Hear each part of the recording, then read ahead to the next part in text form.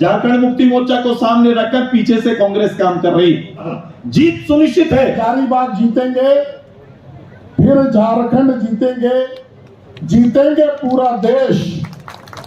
NDA होगा सशक्त, समृद्ध बनेगा अपना प्रदेश और अपना देश। बहुत बहुत धन्यवाद। है और समाज को कहीं ना कहीं ठगने का काम करते हैं। अभी आज आजसू पार्टी का ग्राम प्रभारी सम्मेलन हजारीबाग में किया गया, जिसमें हजारों की संख्या में हजारीबाग संसदीय सीट के ग्राम प्रभारी शामिल हुए। इस कार्यक्रम में मुख्य अतिथि के तौर पर आजसू सुप्रीमो सुदेश महतो शामिल हुए। उनके साथ गिरिडीह से सांसद तथा सांसद प्रत्याशी सीपी चौधरी भी शामिल हुए। विशिष्ट अतिथि के तौर पर हजारीबाग संसदीय सीट से उम्मीदवार मनीष जायसवाल भी ग्राम प्रभारी सम्मेलन में शामिल हुए तथा उन्होंने भी आजसू के ग्राम प्रभारी को संबोधित किया।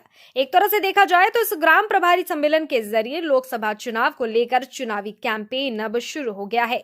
मनीष जायसवाल ने इस दौरान कहा वह एनडीए के उम्मीदवार हैं तथा कभी भी वो नेता के तौर पर कार्य नहीं किए हैं। वो एक सेवक के तौर पर काम किए हैं और करते रहेंगे।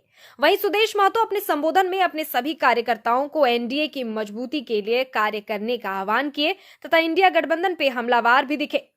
कहा हमारे पास प्रधानमंत्री का उम्मीदवार है, उनके तो कितने उम्मीदवार ये नहीं पता।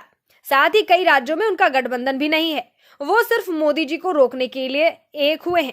आजसू मोदी के हाथों को झारखंड से 14 सीट देकर मजबूत करेगी। यहाँ पर आए हैं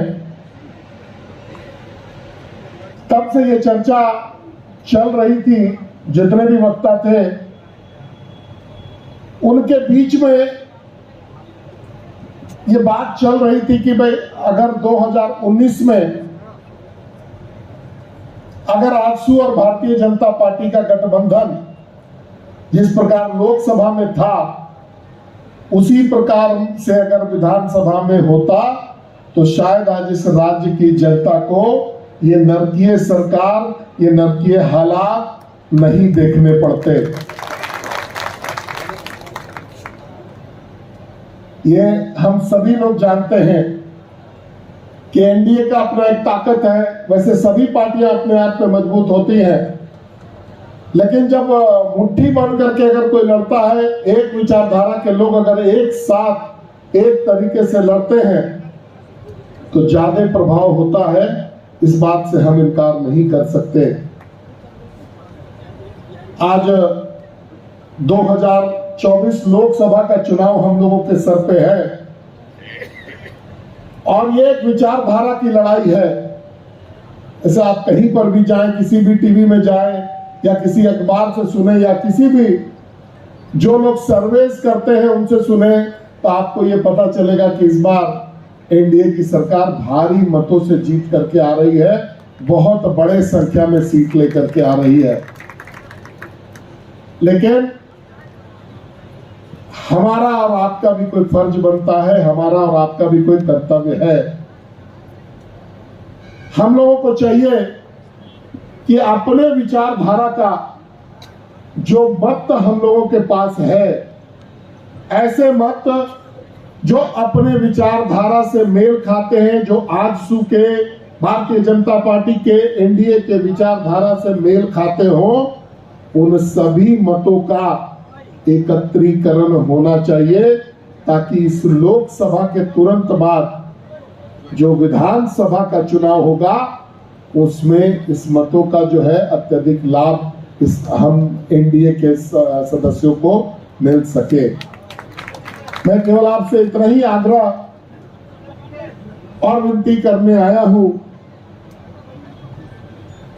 कि मैंने नेतागिरी हमेशा सेवा भाव से किया है। मैंने कभी भी नेतागिरी को बहुत लोगों से आप बात करेंगे तो उनको मेरे में बहुत नेता का गुण बहुत नजर नहीं आता है। हमको भी नहीं आता अपने आप में नजर, लेकिन एक सेवक का भाव मेरे अंदर है और वो हमारे क्षेत्र के लोगों को भी नजर आता है। इसीलिए हजारीबाग की जनता ने दूसरी बार मुझे बहुत बड़े मार्जिन से, अगर हम भारतीय जनता पार्टी का ये देखें तो भारतीय जनता पार्टी में जितने भी लोग जीत करके आए थे उन सभी में हजारीबाग विधानसभा का मार्जिन जो है 2019 के 2019 में ये सबसे अधिक था।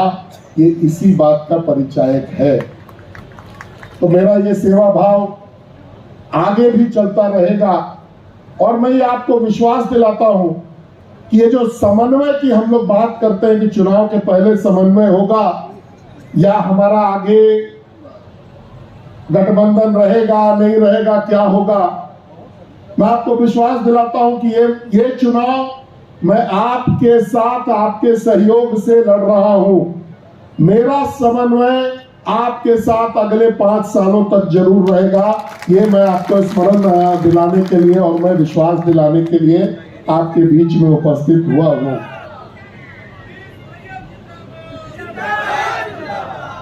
अंत में मैं इतना ही कहना चाहूंगा, हजारीबाग जीतेंगे, फिर झारखंड जीतेंगे पूरा देश। एनडीए होगा सशक्त, समृद्ध बनेगा अपना प्रदेश और अपना देश। बहुत बहुत धन्यवाद। कि आज जहां गांव स्तर के प्रभारियों का पार्टी के द्वारा एक सम्मेलन आहूत किया गया, वहीं संयुक्त रूप से एनडीए का प्रचार अभियान का भी शुरुआत है मनीष जी के माध्यम से। मनीष जी के नेतृत्व में यहां से प्रारंभ भी कर रहे हैं। आप सभी लोगों पार्टी के कार्यक्रमों को, खासकर रामगढ़ विधानसभा, चूंकि अभी उपचुनाव हुआ है, उपचुनाव के बाद चूंकि चूल्हा प्रमुख तक का कार्यक्रम वहां संपन्न हो चुका था, मुझे लगता है कि वहां रिवाइज करने का फिर से एक अवसर मिला आपको। मैं अपने बड़का गांव जो इंतजार कर रहा है अपने आने का, या फिर मांडू जहां पर गांव स्तर पर इस तरह के ग्राम प्रभारी के पार्टी के संकल्पों को देने का, या फिर एक एक कार्यकर्ता गांव में एक जो पिलर मेंबर बनाने का कार्यक्रम था वो लगभग संपन्न कर चुके हैं। अपेक्षाकृत हमारा ये नगर जहां से है, हमारा हजारीबाग, और हमारा बगल में हमारा एक विधानसभा है बरही, ये दोनों काम पूर्ण रूप से हुआ नहीं। मैं प्रभारी लोग से इस मंच के माध्यम से आग्रह करेंगे कि जल्द से जल्द इस काम को पूरा करें, क्योंकि आज जिस ताकत और जिस शक्ति की बात करते हैं, जो विचारधारा या विचार या देश जीतने की बात करते हैं, ध्यान रहे ये सारे विचार अंततः गांव और एक एक मतदाता के द्वार तक पहुंचता है। और जब तक उनकी रुचि राजनीति में बनी रहेगी तब तक ये मुकुट का कोई अर्थ निकलेगा, अन्यथा कोई मुकुट का कोई अर्थ नहीं होता।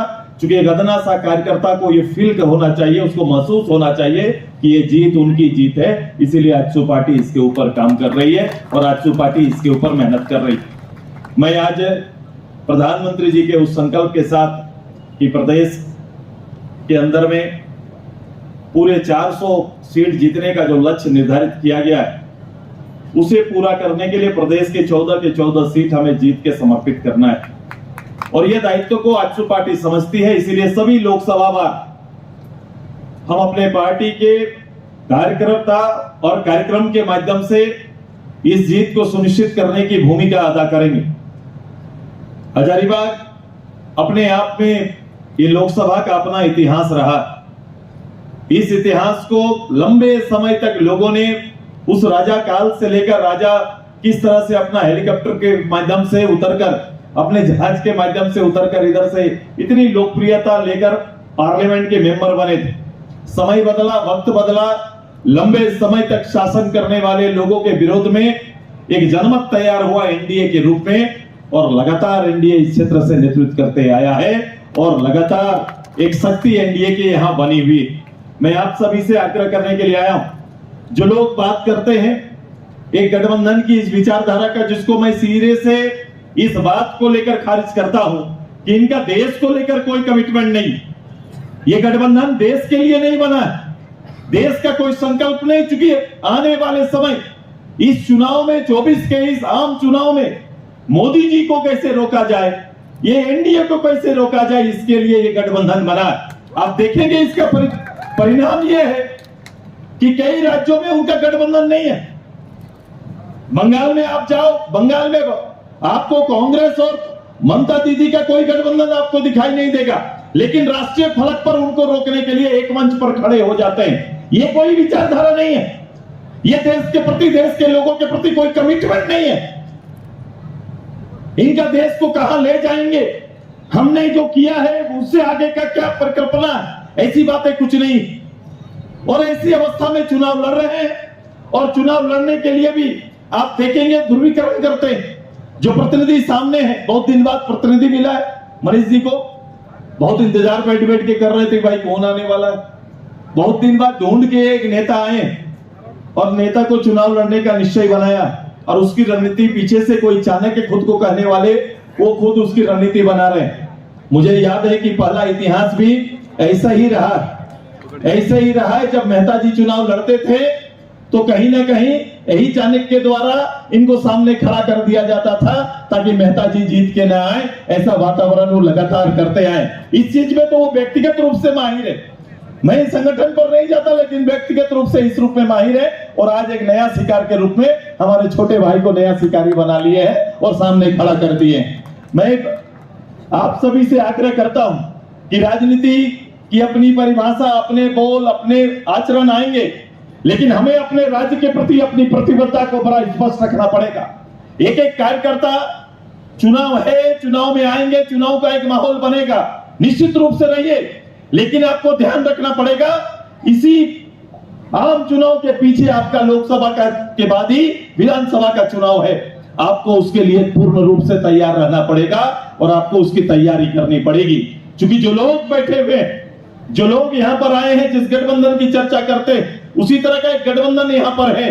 वो झारखंड मुक्ति मोर्चा के नेतृत्व में काम कर रहा है। झारखंड मुक्ति मोर्चा को सामने रखकर पीछे से कांग्रेस काम कर रही है। इनकी प्राथमिकता है और समाज को कहीं ना कहीं ठगने का काम करते हैं। अभी यहाँ खड़ा होकर हमारे खालिद साहब बात कर रहे थे कि वोट बैंक किस तरह से सुनिश्चित किया हुआ है। एक अल्पसंख्यक परिवारों को वोट बैंक के रूप में सुनिश्चित करके रखा है। एक हमारे इस क्षेत्र के आदिवासी परिवार को वोट बैंक सुनिश्चित करके रखा है। ऐसा वो उनकी मानक है, ऐसा मानते हैं वो लोग कि ये हमको वोट देंगे।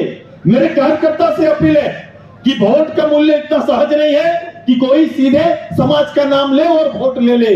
वोट हमारे भविष्य का निर्माण करता है, इस राज्य के भविष्य का नाम निर्माण करता है, देश के भविष्य का निर्माण करता है। ये देश के भविष्य के निर्माण का ये वोट है। और जब देश सामने देखेंगे तो कोई नरेंद्र बाबू के नेतृत्व से बाहर कोई सोच नहीं सकता है, उससे बाहर विचार नहीं कर सकता है। कोई विचार दूसरा बनता ही नहीं। मैंने कहा कि पहले उनके सामने देश का दूसरा प्रधानमंत्री तो सामने लेके आओ। ये लोकसभा के प्रत्याशी ला सकते हैं ढूंढ के, लेकिन आने वाला प्रधानमंत्री इतना किनका होगा, इनका कौन होगा, इनको पता नहीं। बताया किसी मंच में कहीं चर्चा सुने हैं कि अगला प्रधानमंत्री के बारे में कोई चर्चा करते हैं? हम तो बड़ा स्पष्ट है कि हमारे प्रधानमंत्री कौन होंगे। सामने वाला जो नेता चुनने वाले हैं, जो प्रधानमंत्री बनेंगे, कोई स्पष्ट है क्या? है क्या? बताइए थोड़ा। है कौन बनेंगे भाई साहब प्रधानमंत्री? नरेंद्र मोदी। ये अनिश्चितताओं में वोट लेना चाहते हैं। ये वोट लेना चाहते हैं, हम लोग बना लेंगे, आप वोट दे दो। अब देश ऐसे भाषा का सूत्रधार बनने वाला नहीं है। देश समझ चुका है जिसके सामने देश को खड़ा करने की ताकत और ग्लोबली विश्व पटल पर भारत का आन बान और शान का नेतृत्व करने वाले निश्चित रूप से मोदी जी के पक्ष में ही एक पूरा देश का एक माहौल है और ये देश का माहौल बनने वाला है। मैं इस राज्य के परिप्रेक्ष्य में, मैं मनीष जी हमारे प्रतिनिधि होंगे, क्योंकि मेरी प्रतिबद्धता ये राज्य, यहाँ के लोग हैं, यहाँ के संपत्ति है और यहाँ के लोगों का भविष्य को संवारना हमारी जिम्मेदारी है। मैं उस जिम्मेदारी के साथ अपने कार्यकर्ताओं को उसको बोध कराना चाहता हूँ। हमेशा अपने मन मस्तिष्क पर यहाँ के लोगों का भविष्य अपनी राजनीति का केंद्र बना के रखो, तब जाके एक अच्छे कार्यकर्ता बन पाएंगे। इस पूरे चुनाव के जद्दोजहद में आप हिस्सा होंगे, आप नेता हैं, लेकिन ध्यान रहे कि अपनी चीजों का, अपने राज्य की विरासत का नेतृत्व करना है। मनीष भाई यहाँ से जाएंगे, निश्चित रूप से 400 का हिस्सा बनेंगे, लेकिन मेरा आग्रह होगा कि ध्यान इस बात का रखना है जहां से आप आते हैं। आज के दिन में सबसे ज्यादा अपेक्षित कोई है तो अपने जमीन पर, अपने जमीन को दान देकर, अपनी जमीन को भारत सरकार के अधीनस्थ करके देश की रोशनी करने वाली ताकत और क्षमता, वो माँ आज अभी भी रो रही है, उसका भाई कागज लेके अपने हक और अधिकार के लिए घूम रहा। इसका निर्णय इस राज्य और देश पटल पर संयुक्त रूप से होना है। मुझे पूरा विश्वास है कि मनीष जी वहां पर जाएंगे तो इस हजारीबाग लोकसभा की सबसे बड़ी चुनौती, जो माइनिंग क्षेत्र में हमारे लोगों को न्याय नहीं मिला है, या फिर नया माइनिंग क्षेत्र जो तैयार हो रहा है, एनटीपीसी और सीसीएल की अलग अलग परिभाषा है, दोनों की परिभाषा अलग है, दोनों केंद्र की संस्थाएं परिभाषा अलग है। निश्चित रूप से आप चंद्र प्रकाश चौधरी जी और आप मिलकर इन विषयों का वहां नेतृत्व करें, और आप जब वहां नेतृत्व करेंगे निश्चित रूप से यहाँ के लोगों का कल्याण होगा और हल निकलेगा। हमारी तैयारी होनी चाहिए, हमारे 14 के 14 लोकसभा की सदस्यों की तैयारी होनी चाहिए कि अपने राज्य के हित में हमें क्या करना है। हमारा पत्र हेतु अब वो नवीकरण की ओर चला जा रहा है, नवीकरण हो रहा है, लेकिन ध्यान रखना है कि पुराने लंबे समय तक उस विरासत को जिंदा रखने वाले वो परिवार का क्या होगा, इसका भी चिंता हमें करना होगा। तब जाके हम कहीं ना कहीं इतने लोगों का आशीर्वाद लेके चले जाएंगे, लेके आगे बढ़ सकते हैं। हमें छोटे छोटे किसानों की चिंता करनी पड़ेगी, जो लोग खेती बाड़ी क्षेत्र में, कृषि प्रधान क्षेत्र है, खेती बाड़ी का वर्तमान स्थिति क्या है आप देख रहे हैं। दिन के दिन जो जल का स्तर नीचे जा रहा है, माइनिंग बगल में हो रहा है, जल का स्तर नीचे जा रहा है। पीने के पानी के लिए आने वाला 3 महीना लोगों की काफी कठिनाई होगी। आप मोटर से, आप टंकी से लोगों की सुविधा तो थोड़ा दिन के लिए पहुंचा देंगे, लेकिन स्थायी समाधान आने वाला फ्यूचर हजारीबाग के लिए आपको कोई ना कोई बड़ा जलाशय का कोई उपाय करना पड़ेगा, ताकि आने वाले 20 साल तक का यहाँ के लोगों को पानी हम लोग दे सके। यहाँ के संसाधनों का उपयोग लोगों के हित में कैसे आए, ये हमारी चुनौती होगी। हमें दोनों स्वीकार करना है। मुझे वोट भी चाहिए, वोट इसलिए चाहिए जो मैंने कहा कि हम रीजनल विषयों का नेतृत्व करने के लिए मनीष जी वहां पर जाएंगे, चंद्र प्रकाश चौधरी जी हमारा ले जाने का काम करेंगे। अब ये बनना पड़ेगा, तब जाके प्रदेश के हित में हम काम कर पाएंगे। डायलॉग्स होगा, अपने लोग से भी डायलॉग्स करना पड़ता है। अपने लोग को जब तक भूख बताएंगे हमारा निर्णय नहीं हो पाता है। प्रधानमंत्री जी से, गृह मंत्री जी से, चाहे कोई मंत्रालय हो, हमें वहां बैठकर अपने चीजों का निर्णय कराना पड़ेगा, तब हजारीबाग अच्छा बनेगा। मैंने देखा है, ऐसा नहीं कि हजारीबाग के लोगों को नेतृत्व नहीं ला। हजारीबाग में लोग पार्लियामेंट मेंबर में गए, बड़े नेता बड़े रूप से गए, वो कैबिनेट के मेंबर बने, परिवार कैबिनेट का मेंबर बना। लेकिन देखो मिला क्या आज के दिन में, अभी भी एयरपोर्ट, हमारा एयरपोर्ट अभी भी एयरपोर्ट वैसे ही है। एयरपोर्ट के नाम पर जब मुझे लगता है कि इस काल में सुनिश्चित है, लेकिन आज तक एयरपोर्ट में एक चारदीवारी तक सुनिश्चित नहीं हो पाया। यह हेलीकॉप्टर कहां उतरेगा, जहाज कहां उतरेगा, यह भी तय नहीं हो पाया। हम इस मामले में पिछड़ गए। हमें उन चीजों पर भी ध्यान केंद्रित करना पड़ेगा। इतना बड़ा फॉरेस्ट, रिजर्व फॉरेस्ट हमारा है, रिजर्व फॉरेस्ट इतना बड़ा हमारा है, वो सुरक्षित रहे। वहां के अंदर रहने वाले जन जीव जो हमारे आजीविका जिनका वहीं पर है, ट्राइब एरिया जो मेरा वहीं पर है, जो जीने आजीविका का मूल साधन है, उनका कैसे सब चीज सुरक्षित रहे, ये चिंता भी हमारी है। मैं केवल राजनीति और वोट की राजनीति ना, मैं कैडर को केवल इस बात को केंद्रित कर रहा हूं। जीत सुनिश्चित है, लेकिन ध्यान रहे जीत के उल्लास में हम अपने मूल विषय से चूक न जाए, इसका पूरा ध्यान रखना पड़ेगा, तब जाके वातावरण बदलेगा। ये लड़ाई मात्र दिसंबर तक नहीं, बल्कि विषय को आगे खींच कर ले जाके खड़ा करने का है।